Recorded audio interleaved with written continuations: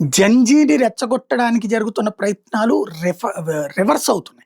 ఏదైతే కాంగ్రెస్ పార్టీ జంజీని రెచ్చగొట్టాలనుకుంది, మమతా బెనర్జీ రెచ్చగొట్టాలనుకుంది, మన కమ్యూనిస్టులు రెచ్చగొట్టాలనుకున్నారు. ఏదైతే సర్‌ని అడ్డం పెట్టి బీహార్ ఎలక్షన్స్‌ని అడ్డం పెట్టి. తీరా చూస్తే బీహార్ ఎలక్షన్స్ ముందుని జంజీ మీరు లెగవండి, మీరు లెగవండి, మీరు స్పందించండి అంటే వాళ్ళందరూ స్పందించారు. చాచి కొట్టారు కాంగ్రెస్ పార్టీని, కమ్యూనిస్టుల్ని, ఆర్‌జేడీని కలిపి ఐఎన్‌డీఏ కూటమిని.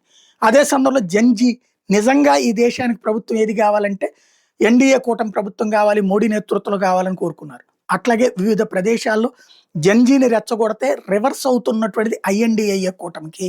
ఇది గుర్తుపెట్టుకోవాలి. తాజాగా జరుగుతున్నటువంటి పరిణామం ఏంటంటే అరుణాచల్ ప్రదేశ్‌లో జంజీని ఇట్లాగే రెచ్చగొట్టడానికి ప్రయత్నిస్తే వాళ్ళు లేచారు. వాళ్ళు ఇప్పుడు బయలుదేరారు. అరుణాచల్ ప్రదేశ్‌లో ఎవరైతే బంగ్లాదేశ్ నుంచి వచ్చిన వాళ్ళు అక్కడ ఉండటానికి వీల్లేదని చెప్తున్నారు.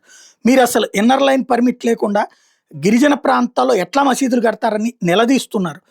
అరుణాచల్ ప్రదేశ్‌లో ఉన్నటువంటి అనేక మసీదులు వాళ్ళు విజిట్ చేస్తున్నారు. స్థానికులు కానటువంటి వాళ్ళని నిలదీస్తున్నారు. అదే సందర్భంలో స్థానికంగా మతం మారినటువంటి వాళ్ళని ఎందుకు మారారన్నటువంటి ప్రశ్న వేస్తున్నారు. మీరు ఇక్కడికి కూలీలుగా వచ్చారు, ఆ తర్వాత ఇక్కడ నివాసం ఉన్నారు, ఆ తర్వాత మమ్మల్ని కాఫీర్లు అంటున్నారు, మీ పాపులేషన్ పెరిగిన తర్వాత చివరికి మమ్మల్నే మార్చేద్దాం అనుకుంటున్నారు, ఎలా అని నిలదీస్తున్నారు. జంజీ అర్థం చేసుకుంది అసలు లాజిక్.